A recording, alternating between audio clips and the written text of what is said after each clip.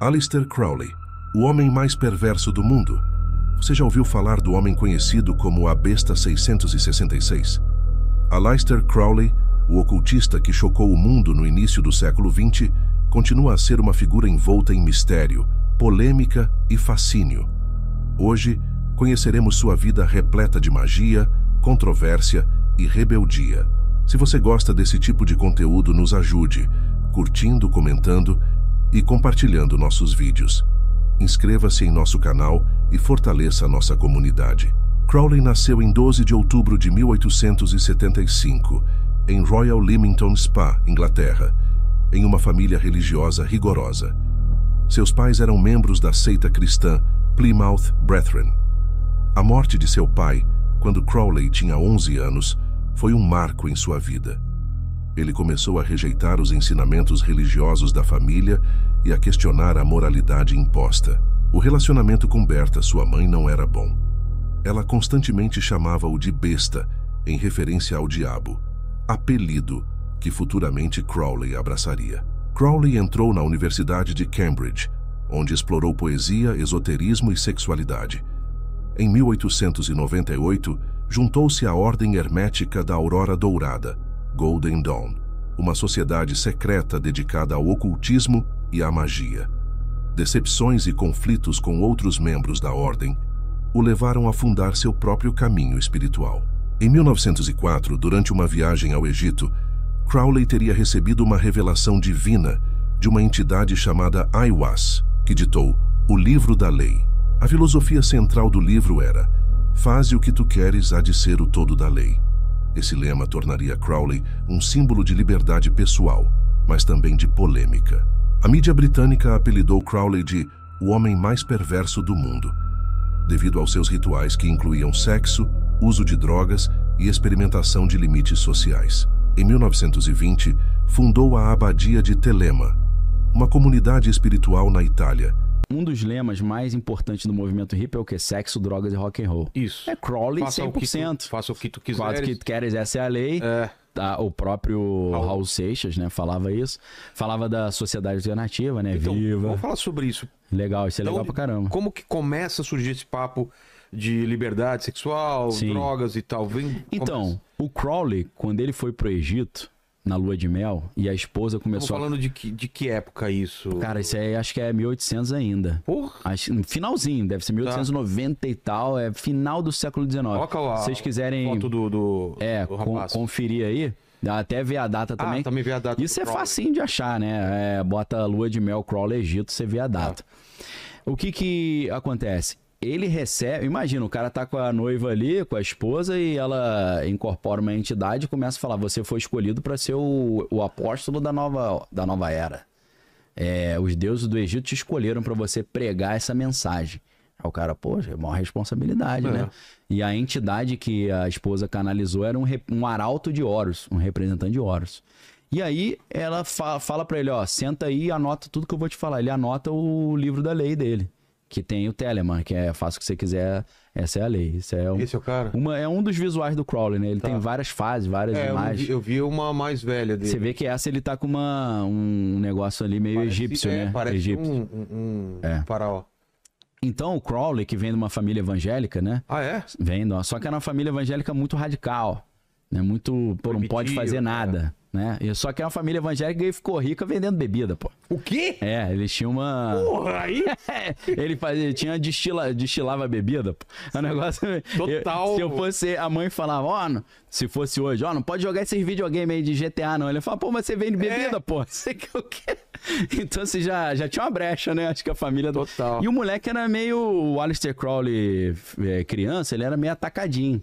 Aí a mãe falava: você é uma besta, você é a besta, você é a besta. Aí ficou tudo besta. Ele falou: pô, sou a besta do Apocalipse, então. Entrou na cabeça ele se apresentava dele como a besta 666. Era o Tomegatherion, que é em grego, que é a grande besta. Então, o que acontece com esse cara? O cara era um gênio. Dizem que ele sabia de cabeça a Bíblia inteira, recitava a Bíblia inteira.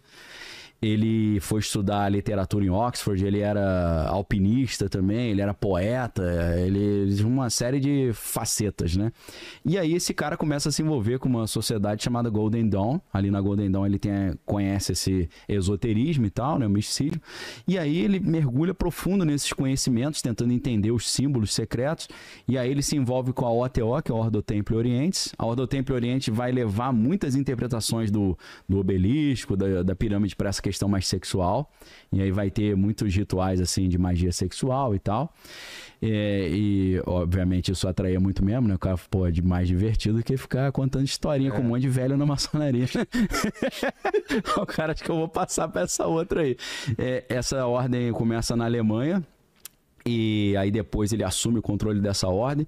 E aí ele começa a ter vários insights e sentir que ele é um emissário do Horus, do retorno do Horus. E aí ele é uma encarnação. Ele é o evangelista dessa nova era, que é a nova ordem também. Então ele começa a tentar criar uma cultura esotérica, superando a cultura cristã. E ele, muito sabiamente, né, provavelmente orientado pelos espíritos guia dele que dava as dicas, né, ele começou a atrair a atenção de formadores de opinião dentro da música, dentro da literatura. Só que o Crowley, ele conseguiu um seguidor chamado William Burroughs. E o William Burroughs, ele foi um dos precursores do movimento que antecedeu o movimento hippie, que foi o movimento beatnik, os beats, né? Então ele já era um Crowleyano influenciando a cultura. William Burroughs. E aí, a partir do William Burroughs, e aí começa aquelas ideias do The Doors, com The Doors inspirado no livro As Portas da Percepção. De experimentar droga para, né, abrir a consciência, ter contato começa com os beatniks, então. Os beatniks, começa assim. O William Burroughs, ele tem umas cenas assim que eles estavam doidaços. Ele entrou numa que ele era o Guilherme Tell. Aí ele botou uma maçã na cabeça do cara, foi dar uma flechada que matou o cara. Deu uma zebra do caramba. Ih, não sou! Pô, acho que a mira não tava boa hoje, não. Bateu um vento na hora. Então, assim, começou esse negócio de sexo, drogas e rock and roll. Então, o The Doors é mais beatnik do que hip. Entendi. Tanto que o Jim Morrison... Jim Morrison, acho que ele morreu em 68, 69. Quando o movimento hippie tava bombando, ele já tava meio que morrendo ali. Então ele é um cara precursor, né? E o Jim Morrison tinha muito aquele negócio do xamanismo, né? Da questão indígena, né? Os cultos ali dos nativos americanos e tal. Então o Crowley, ele consegue fazer uma propaganda muito bem feita dessa doutrina, do Telemann. Telemann, que é o amor é a lei, faça o que você quiser, essa é a lei. E isso fica impregnado no cinema, com o Mágico de Oz. O Mágico de Oz é totalmente crowleyano. Mágico de Oz? Pô. Por quê? Porque Oz é uma gíria pra Austrália, né? Que o australiano, ele não fala Austrália, ele fala Oz. Austrália. Então, os caras falam oeste da Austrália, West Oz. Oz. Os caras acham que é Austrália, mas não é. Oz é um conceito crowleyano, que ele tem o Liber Oz, o livro de Oz, que é uma entidade, porque Oz significa força em hebraico, né? E até a coluna na maçonaria, né? Eles têm as duas colunas na entrada, que é a coluna de Jaquim e Boaz, que são as duas colunas que tem na Bíblia, isso. No Templo de Salomão, Deus falou, construa duas colunas na entrada, uma vai ser chamada Jaquim e a outra Boaz. Boaz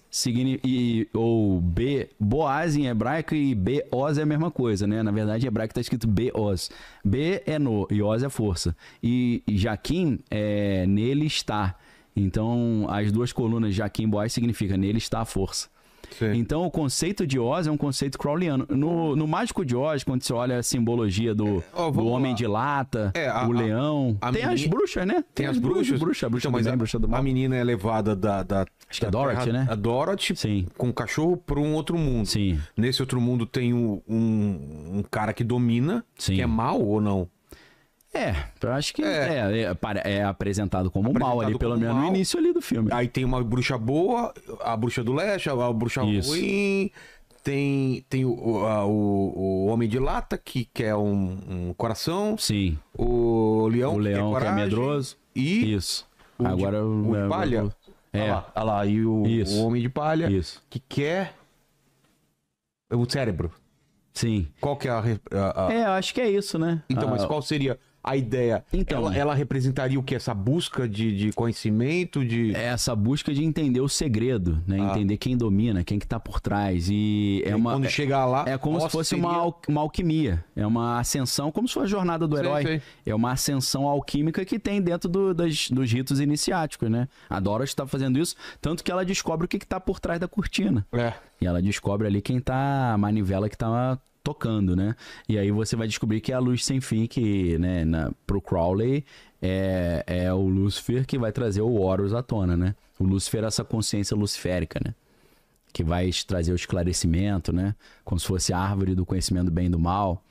Então o Crowley, ele começa a doutrina crowleyana telêmica. Ele, como um bom apóstolo dos emissários de Horus, ele conseguiu divulgar isso tudo de forma subliminar. E nas músicas, pop, né, cara? Que é a mó...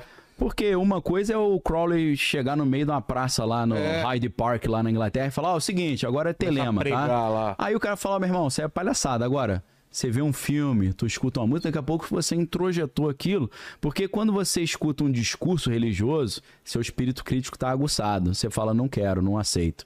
Mas quando você vê um filme, você tá com a sua resistência baixa, você tá com a guarda baixa. Aí as mensagens vão se impregnando. Que foi fechada por Mussolini devido a rumores de práticas imorais e perigosas.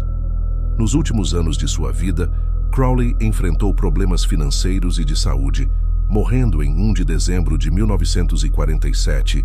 Apesar disso, ele influenciou a contracultura do século XX. Especialmente movimentos musicais como o rock psicodélico. Bandas como Led Zeppelin e artistas como David Bowie referenciaram Crowley em suas obras. No Brasil, figuras como Raul Seixas, Paulo Coelho e outros também foram influenciados pelo mesmo. Aleister Crowley foi um dos maiores bruxos e nomes ocultistas do século XX. Seus escritos, filosofia ocultista e pensamentos influenciam massas até os dias de hoje. Mas me diga, você já conhecia a história de Crowley? Deixe nos comentários sua opinião e compartilhe os vídeos do nosso canal. Até a próxima, valeu!